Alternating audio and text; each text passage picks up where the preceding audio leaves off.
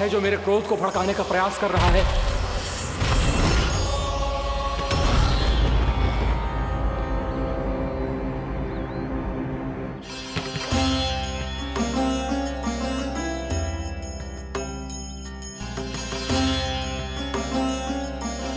अभी क्या देखा मैंने? किसके पांव थे वो?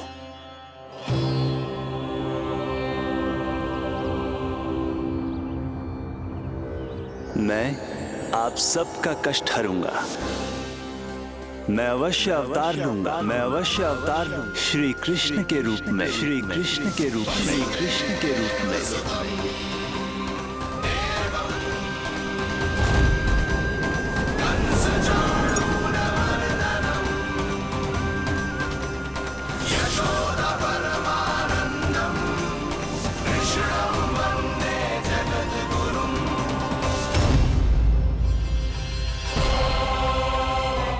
नहीं, नारायण चोरी नहीं कर सकते। अवश्य ये कोई पाखंडी है। यदि मेरा आभास सही है तो अब न ये मेरे क्रोध से बच पाएगा और न ही मेरे श्राप से। न ये मेरे क्रोध से बच पाएगा और न ही मेरे श्राप से।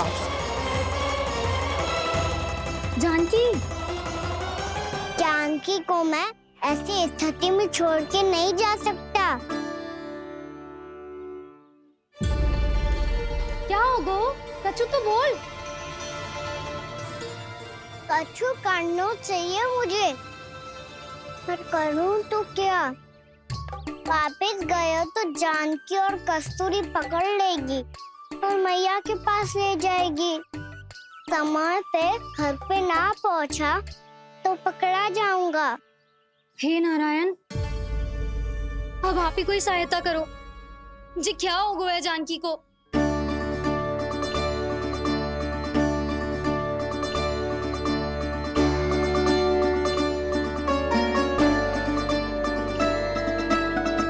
कस्तूरी, कस्तूरी, कस्तूरी।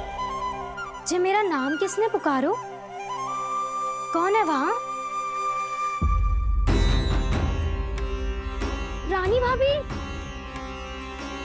रानी भाभी, तनिक सहायता करो ना। भाभी, जे देखो ना जानकी को क्या हो गया है। जानकी, जानकी, क्या हो गया है? कस्तूरी, तनिक जल लेकर आ। जानकी, क्या हुआ?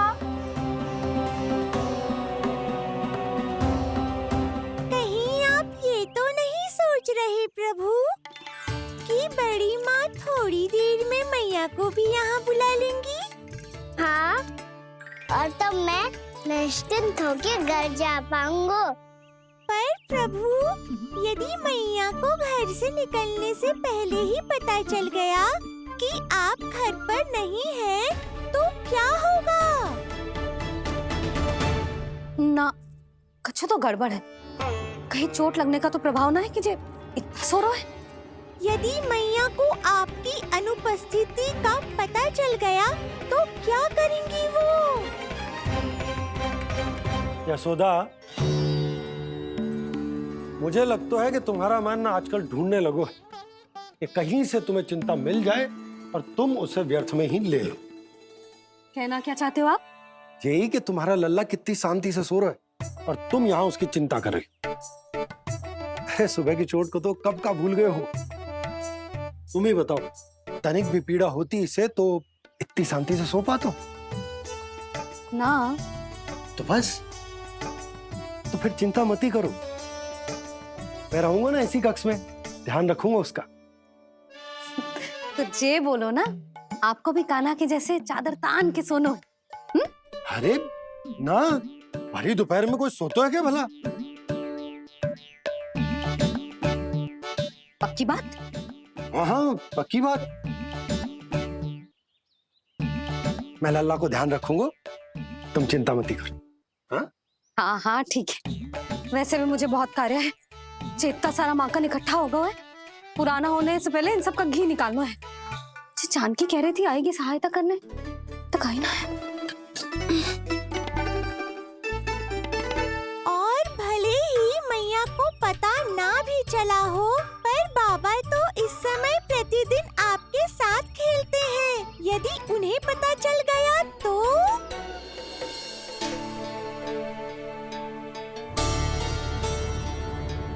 देखा मैया कितनी चिंता करती है तेरी।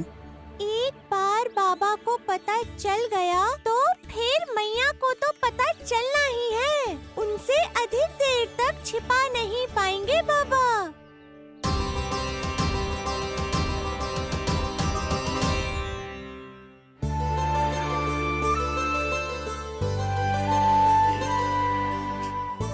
तेरी मैया ने मुझे इतना खिला दियो कि मुझे बड़ी तीव्र नींद आ रही। मैं यहीं तेरे साथ तनिक विश्राम कर लेता हूँ।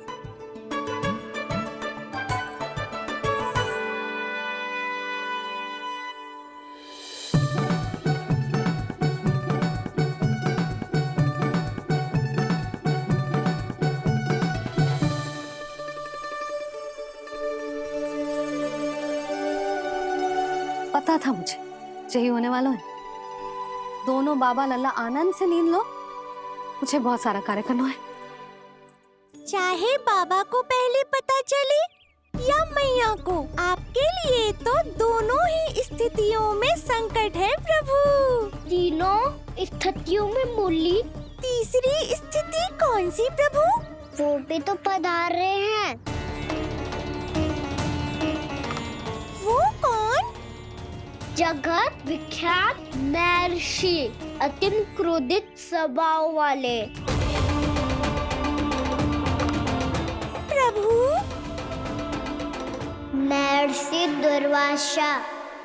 उनका गुस्सा बहुत खतरनाक है, इतना कि देवराज इंद्र तक नहीं बचे। मेरा ऋषि दुर्वासा का घोर अपमान किया है तुमने देवराज इंद्र।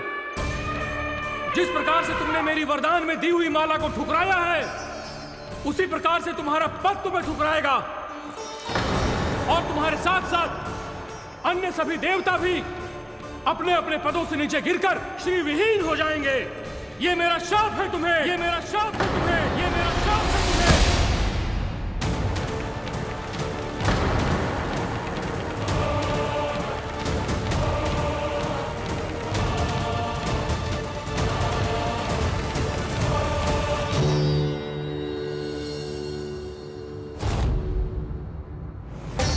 उनकी अर्धांगिनी को भी उनकी क्रोध का सामना करना पड़ा।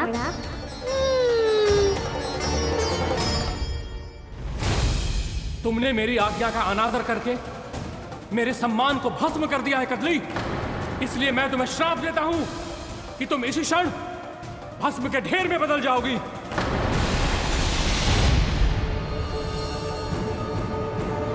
इंद्र को भी नहीं छोड़ा, देवताओं पे भी दया नहीं की आपने, और अब मेरी पुत्री को अपनी क्रोधाग्नि से भस्म कर दिया।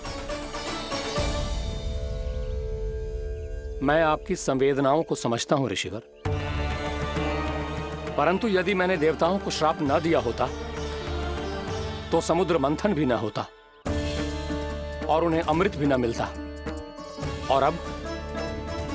और अब मेरे श्राप से आपकी पुत्री और मेरी पत्नी कदली फल बनेगी और श्री विष्णु जी की कृपा से सभी पूजाओं में सबसे अधिक प्रयोग होने वाले फल होने का सम्मान प्राप्त होगा उसे।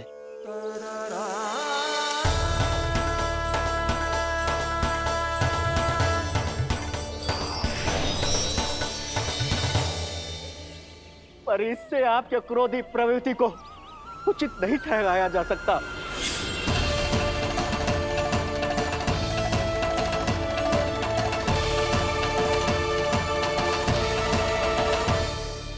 पर प्रभु, आपको उनसे संकट क्यों है?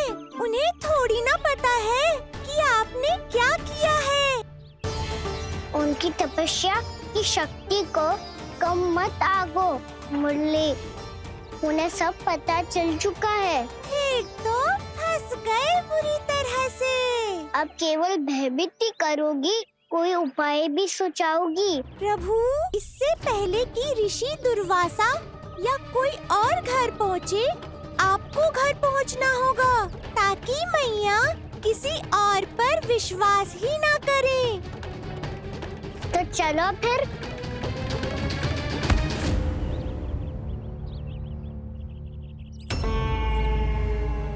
कान्हा, लगी तो नहीं तुझे?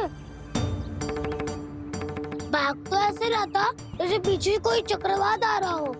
चक्रवाती आरो है ताऊ, रोड का चक्रवात।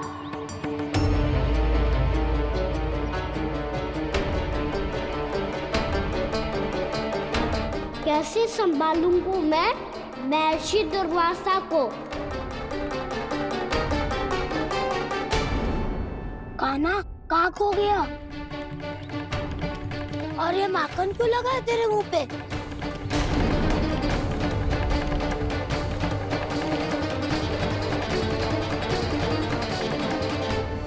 माखन, तुम सब यहाँ क्या कर रहे हो? मैंने तुझे चुपचाप घर से निकलते हुए देखा, तो मैं इन सब को एकत्र करके तुझे ढूंढने निकल पड़ा। देखो देखो, उसके मुंह के साथ उसके वस्त्र पर भी माखन लगा है। लगता है माखन खा के ना माखन में डुबकी लगा के आए हुए कान्हा। कहाँ से? अकेले अकेले चला गो अपने पक्के से? कहाँ से पूछे तक ना तूने? मुझे भी ले चलता कान्हा, मेरी मैया तो बिना पूछे माखन सुने भी नहीं देती। मुझे ऐसा क्यों लग रहा है कान्हा कि तूने माखन चोरी चुप के खाया है, और वो भी किसी अपरिचित के घर से? कान्हा, किसी अपरिचित घर से ना खायो। मैं तो जानकी के घर गया था चुपके माखन खाने। हैं? प्रभु, अपना भेद स्वयं ही बता दिया सबको।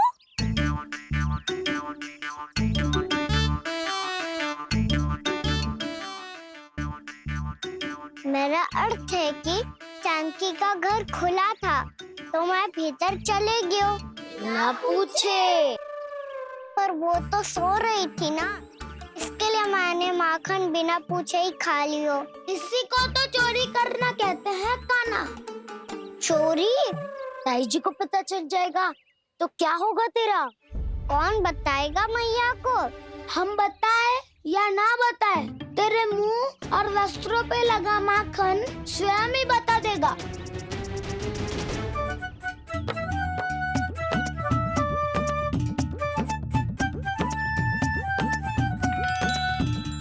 माखन तो आपके वस्त्रों पे भी लगा है दाऊ। ये तो तब लगा होगा जब तू मुझसे टकराया था। हाँ, मैया तो यही सोचेगी ना कि आप मेरे साथ ही थे। अब बताओ, कौन बताएगा मैया को? वसंता भी ने तो सुना है, ये बताएगा। सोच ले वसंता, मैया को मेरी बुराई सुन के क्रोध आया तो? नाना, मैं ना बताऊंगा। जब तक मुझसे सीधे सीधे प्रश्न ना किए जाए तब तक मैं कुछ ना बताऊंगा। यदि यहाँ सत्यवादी मधुमंगल होता तो वो पक्का बता देता। तब तो अच्छा है वो यहाँ नहीं है।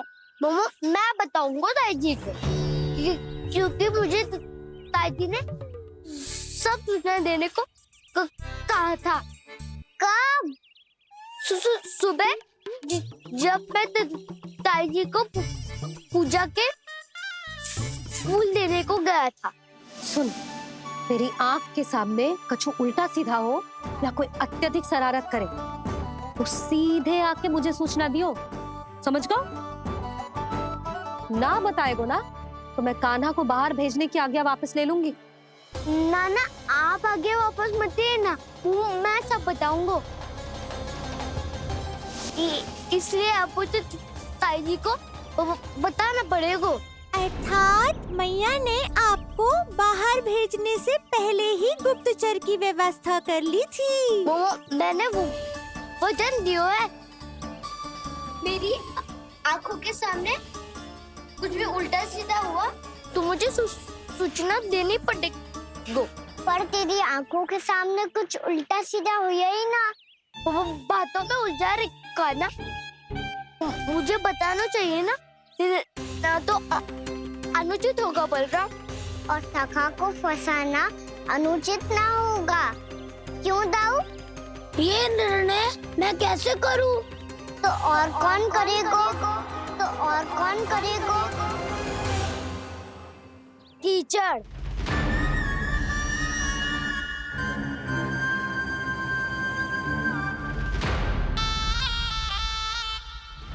कीचड़ इन्हें कैसे करोगे? कान्हा और सीता माँ के बीच में कीचड़ फेंको प्रतियोगिता करते हैं।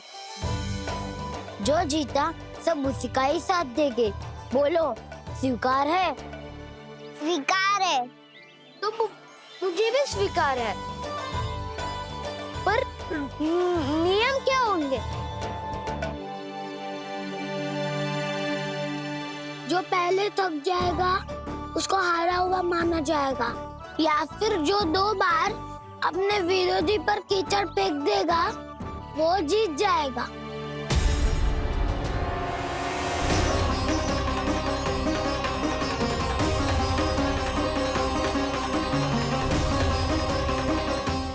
माखन चोरी की घटना के कारण महर्षि पहले ही क्रोधित है। अब कीचड़ से खेलता हुआ देखकर उन्हें और क्रोध ना आ जाए। कहना तेरा ध्यान कहाँ है? खेल आरंभ होने वाला है। अब चुनौती स्वीकार कर ली है तो खेलना तो पड़ेगा ही। तो फिर चलो।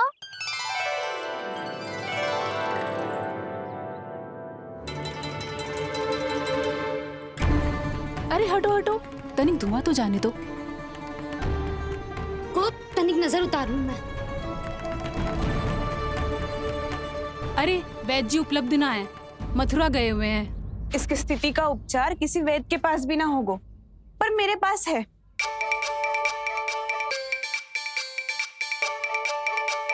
अरे अरे बस करो ये सब। ये अधिकतर समय यशोदा के साथ ही होती है। हो सकता है उसे कुछ पता हो। जा, कोई शीघ्र जाकर यशोदा को बुला ला। मैं बुला लाती हूँ। हाँ हाँ।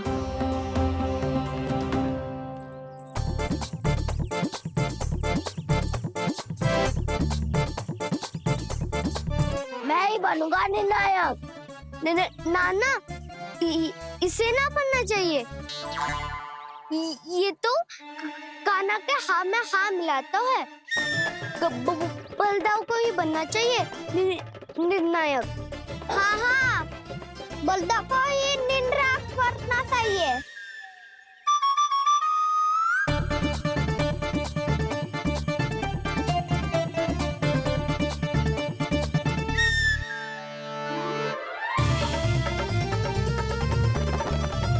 आरंभ करो।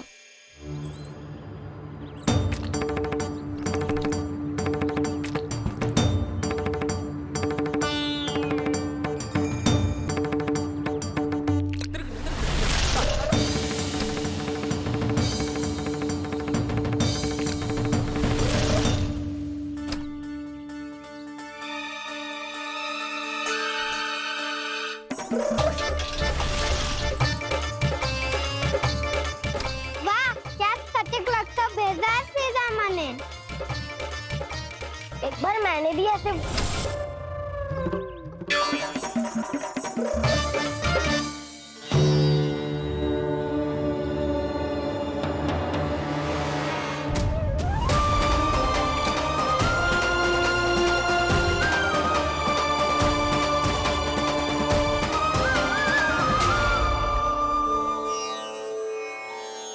मैं बिल्कुल सही था। जो बालक सबके घरों से माखन चुराए, जो कीचड़ से खेले, वो नारायण का अवतार कदापि नहीं हो सकता। ये अवश्य कोई छलिया है जो कृष्ण होने का स्वांग कर रहा है। इसे इसके अपराध का बहुत कड़ा दंड दूंगा मैं। इसे इसके अपराध का बहुत कड़ा दंड दूंगा मैं। इसे इसके अपराध का बहुत कड़ा दंड दूंगा।